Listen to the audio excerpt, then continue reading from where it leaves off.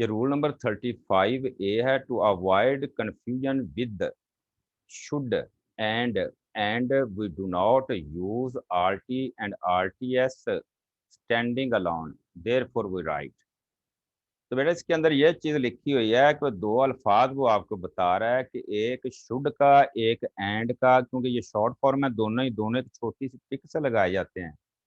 तो ये लिखा हुआ है शुड ऑन द लाइन जो है, ये लिखा हुआ है एंड, कहता है इनकी कंफ्यूजन से बचने के लिए आर केला आ जाए तो उसको हाफ नहीं करना टी की साउंड के लिए। मिसाल के तौर पे अगर आर आपको ऑन द लाइन हाफ करते हैं तो ये शुड पढ़ा जाएगा, अगर बाव द लाइन हाफ करेंगे तो फिर ये एंड पढ़ा जाएगा। यहाँ एक कंफ्यूजन क्रिएट हो जाती है कि हमने इसको क्या पढ़ना है, ये एंड पढ़ना है या इसको आर टी पढ़ना है। तो इसलिए वो कह रहा है कि अगर केला आर आए टी की साउंड के लिए तो उसे हाफ नहीं करेंगे, बल्कि उसका आर भी पूरा यूज करेंगे, साथ टी की स्ट्रोक का भी इस्तेमाल करेंगे। जैसा कि ये लफ्ज लिखा है रेट, अब देखें आर पूरा यूज किया, टी की कॉन्सोनेंट भी पूरा इस्तेमाल किया इसके साथ, इसी वजह से किया, आर को आधा नहीं किया। अगर आधा करते तो ये क्या पढ़ा जाना था, शुड पढ़ा जाना था ये। इसी तरह रेट्स है तो उसको भी हाफ नहीं किया, क्योंकि आर कहता है स्टैंडिंग अलाउन, नहीं करना हाफ, we do not use RT and RTS standing alone. तो यानी जब RT या RTS केला आ जाए फिर हम इसको हाफ नहीं करेंगे टी की साउंड लेने के लिए। इसी तरह ये सारे अल्फाज हैं, रेट्स है, राइट है, राइट्स है, ये राइट है, रोट है, रूट है वगैरह। तो ये देख लें केला आर हम हाफ नहीं करेंगे टी की साउंड के लिए, इनकी कंफ्यूजन से बचने के लिए। बी के ऊपर क्या लिखा हुआ है, कहता है in certain words where the proper length of a hard stroke would not clearly show, the having principle is not employed। तो इसके अंदर ये लिखी, कहता है कुछ अल्फाज में, यानी कुछ अल्फाज इस तरह के आएंगे कि अगर उनके साथ आप हाफ स्ट्रोक को ज्वाइन करते हैं तो उनकी आधी जो वो लेंथ होती है वो इनविजिबल हो जाती है, यानी कि वाज़िया क्लियर नहीं होती। मिसाल के तौर पे ये लफ्ज लिखा हुआ है फैक्ट, अब एफ के बाद के है, के के बाद टी है, टी पूरा यूज किया, के को आधा नहीं किया। अगर हम के को आधा कर देते टी की साउंड के लिए तो ये आधा के जो है ये एफ के साथ ही मिल जाना था, तो ये आधी जो लेंथ है के की ये वाज़ा नहीं होनी चाहिए, ये केला ही एफ पढ़ा जाना था। इसी कंफ्यूजन से वो कह रहा है कि जो जिन अल्फाज में हाफ करने से आधी स्ट्रोक जो है वो वाज़ा नहीं होती, वहां भी हम डबलिंग प्रिंसिपल को इस्तेमाल नहीं करेंगे। इसी तरह इफेक्ट के अंदर देख लें तो एफ के बाद के को आधा नहीं किया गया इस टी के लिए, बल्कि के पूरा इस्तेमाल किया, टी को भी पूरा इस्तेमाल किया, ताकि जो है इधर अब हम ना रह जाए कि ये आधी स्ट्रोक है या कि नई स्ट्रोक डाली हुई कि हमने क्या किया हुआ इसके साथ, क्लियर हो सके। इस तरह लाइट को ले लें तो लाइट के अंदर भी हमने के को आधा नहीं किया इस डी की साउंड के लिए, बल्कि के पूरा इस्तेमाल किया, डी भी साथ पूरा कॉन्फिडेंट को इस्तेमाल किया। अगर हम के को आधा कर देते तो ये केला एल ही नजर आना था, ये आधा के इसके अंदर जो है वो नजर नहीं आना था, वाज़िया नहीं होना था ये। इसी तरह लोकेट है, इसी तरह मिनट के अंदर एम के साथ एन आधा नहीं इस्तेमाल किया गया, क्योंकि हम पूरी स्ट्रोक के साथ आधी स्ट्रोक को हाफ नहीं करते, उसी अगर एंगल के ऊपर आ रही हो तो यहाँ पे भी एन पूरा इस्तेमाल करना पड़ेगा, टी को भी पूरा इस्तेमाल करना पड़ेगा। इसी तरह सेलेक्ट लफ्ज लिखा है तो ये भी के को आधा नहीं किया, के पूरा यूज किया, टी का भी पूरा इस्तेमाल किया है।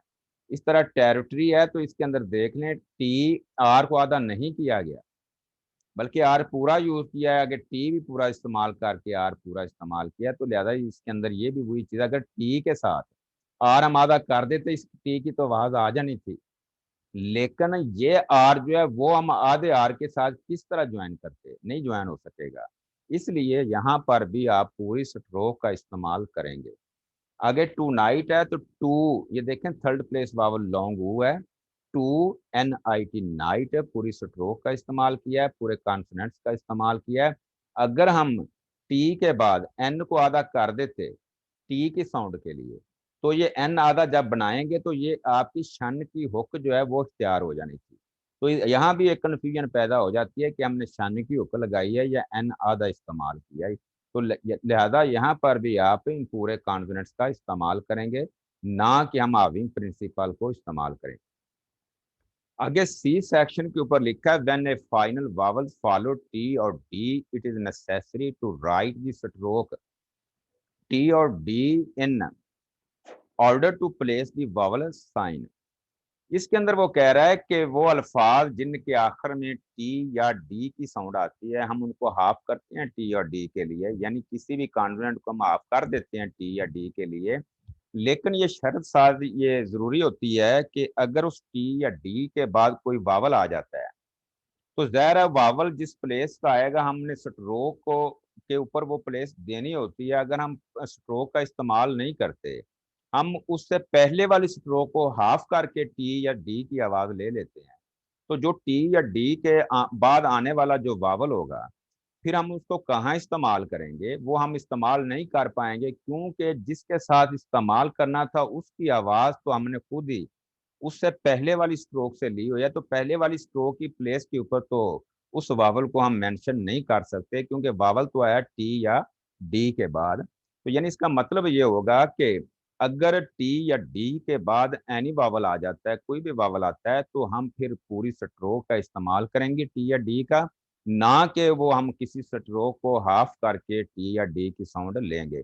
जैसा कि लफ्ज लिखा हुआ है पिटी, अब पिटी के अंदर पी आई टी पिट तक तो बात समझ में आ रही है। अगर पिट होता तो पी को मादा कर देते टी की साउंड के लिए, लेकिन ये चूंकि वावल वाई वाला आ गया है, वावल ने लगना है थर्ड प्लेस के, टी के बाद वावल ने लगना है, तो टी की स्ट्रोक डालना जरूरी होगी हमारे लिए। इस तरह बॉडी है तो बी को आधा नहीं किया हमने डी की साउंड के लिए, बल्कि डी के बाद जो वावल आ रहा वाई वाला, इसने डी की थर्ड प्लेस पे लगना था। तो इसलिए हमने वावल आने की वजह से बी को आधा नहीं किया, पूरा इस्तेमाल किया, आगे डी का भी पूरा इस्तेमाल किया। अब डी की थर्ड प्लेस पे इस वाई वाले वावल को हम इंसल्ट कर देंगे, तो हमारी स्ट्रोक बन जाएगी बॉडी। अगर हमारा लफ्ज होता है बैड, या हमारा लफ्ज होता है बेड, या होता है बिड, तो हम जरूर इसको अदा करते डी की साउंड के लिए, क्योंकि उनके बाद वावल नहीं है। अगर फॉल्टी लफ्ज आया तो फॉल्टी के अंदर भी आर अदा नहीं करेंगे टी की साउंड के लिए, आर पूरा यूज करेंगे, टी भी पूरा इस्तेमाल करेंगे, ताकि उस वावल को लगा सकें, इसको इंसल्ट कर सकें। आगे है विंडो, तो हमने एन को अदा नहीं किया डी के लिए, बल्कि डी पूरा इस्तेमाल किया, ताकि आने वाला लॉन्ग ओ का वावल जो सेकंड प्लेस पे लगा है, इसको लगाया जा सके। इस तरह एम्प्टी है, इस तरह इन टू और टोरंटो वगैरह वगैरह, ये सारे अल्फाज जो हैं ये कानून थे इसके अंदर। 35 के अंदर ए बी सी, अगर आप में से किसी को कोई कंफ्यूजन आया, कोई परेशानी आया, तो मुझे बताएं, मैं री एक्सप्लेन कर देता हूँ अगर बात समझ में नहीं आया।